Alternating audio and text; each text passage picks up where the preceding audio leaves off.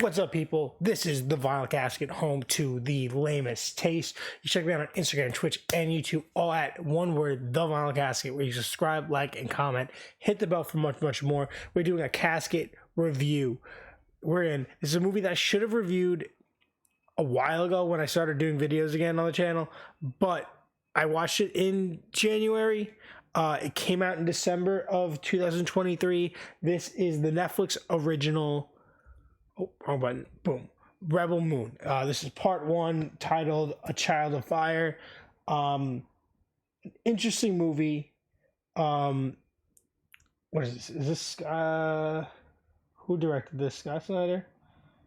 Zack Snyder.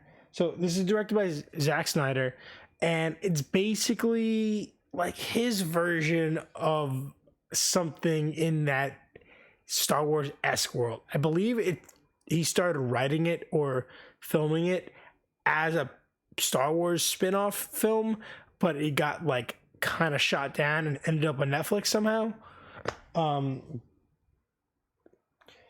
But decent acting cast, decent effects, decent CGI, nothing crazy. Editing is pretty standard across the board for a 2023-24 movie. But this movie is so all over the place. It's wild.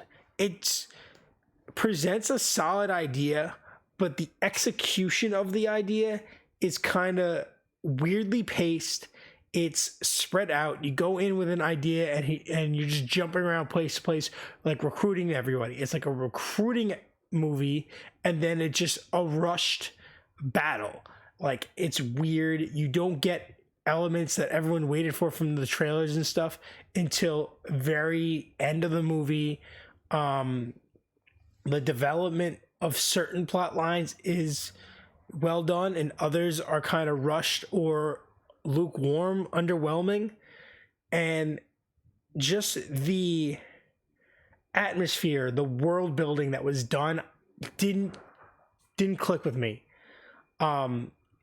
The aesthetic of all these different civilizations didn't feel like they exist in the same universe, because this is kind of given to us. Obviously, he's aiming at that Star Wars-esque world building. That's the audience that this was kind of directed at, and that has a consistent throughout the entire the outer realm, the inner rim, whatever it is. Star Wars people have very similar dress, like from planet to planet. Thematically, they kind of mesh as they exist in the same universe, governed by the same governing bodies and ruled by the same overall. Even in the original trilogy, where it's this dark overlord empire, like, people dressed similarly. Even when you go to Hoth, like, even if they're space, like the space aesthetic, ice aesthetic mixed with like the desert, it made sense that they existed in the same realm. Just the fashion and the dress and like the way those things are all constructed, and like all the machinery kind of looked like it existed in the same space. This does not. You go from farm desert planet, then you go to crazy Japanese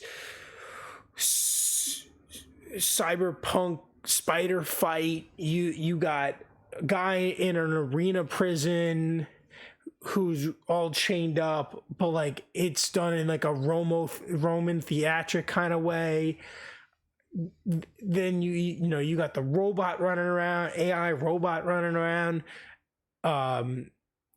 You got giant hawk beasts that don't flesh, like it feels like it doesn't exist in the same, like, and they could have taken all those elements and flushed them and kind of like smooth them over to blend, and it just, everything is very contrasting.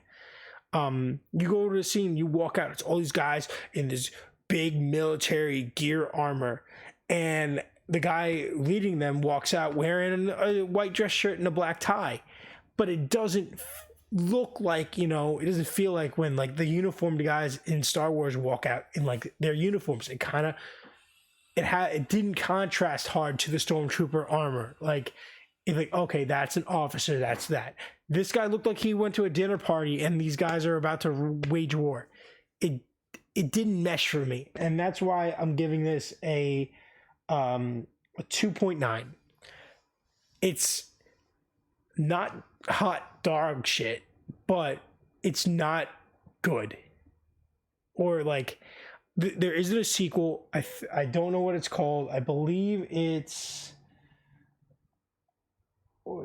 Scar. The Scar Giver is part 2. This is a potential to be saved by a sequel.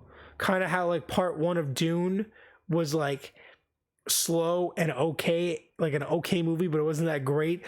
Dune part 2 was so good that it kind of raised that up. Part 2 could be so good that it makes this bearable. Right now it's just a 2.9. Do with that as you will. Check out the Instagram. I did a little mini write-up right after I watched it, which is a little bit more in-depth and like my exact thoughts at that moment. You guys can get in the comments and talk about it with me. I'm all ears. This is the Vinyl Casket. This was Rebel Moon, and you can check me out on Instagram, Twitch, and YouTube, where you can subscribe, like, and comment. Remember, this is the home to lamest taste. You can hit the bell and do me a massive favor and stay lame.